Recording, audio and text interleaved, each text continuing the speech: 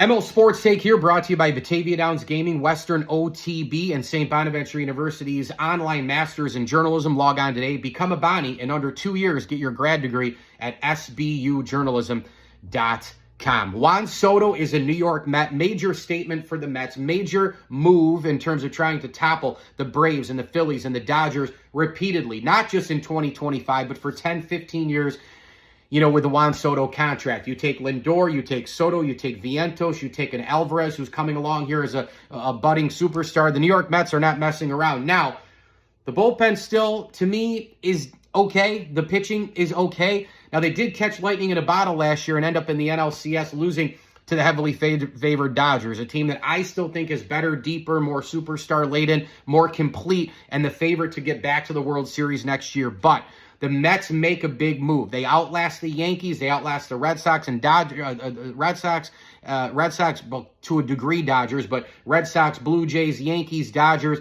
They outlast every single team out there to get the most coveted guy in Juan Soto, who deferred $440 million that was offered to him by the Nats years ago. Remember that? Well, he bet on himself for $440. He ends up making over $200 million more with this contract. These contracts are out of control. It's just ridiculous money for people playing a boys game. But remember about, 24 years ago when Alex Rodriguez had a deal that was $252? It's laughable now, isn't it? I mean, it's literally laughable. And then he redid it for a whopping $275. Juan Soto just cleared $765 for 15 with no deferred money. The Mets make a statement. They get Juan Soto. They outlast the Yankees. They outlast the Dodgers because they were kind of in it there for a while. But mostly, I guess, it was the Yankees in the end. And now they're going to go after this thing. And Steve Cohen's the biggest Mets fan of all. He has the most money, guaranteed, of any Mets fan of all. And now you have the top of the order. But you can spend it on Ohtani, Soto, Mahomes. I can list them all. But inside, things have got to be right. Carlos Mendoza hired as a manager. David Stearns is the president of baseball ops. The culture different, the Met feeling different, the vibe different, all of that going in together. You got to have people around Juan Soto because baseball's unpredictable with injuries. You still have to have a team. There's that half, and then there's this half. When it blends together, a championship is very possible. Look at Patrick Mahomes. Could he still be the Mahomesian quarterback somewhere else?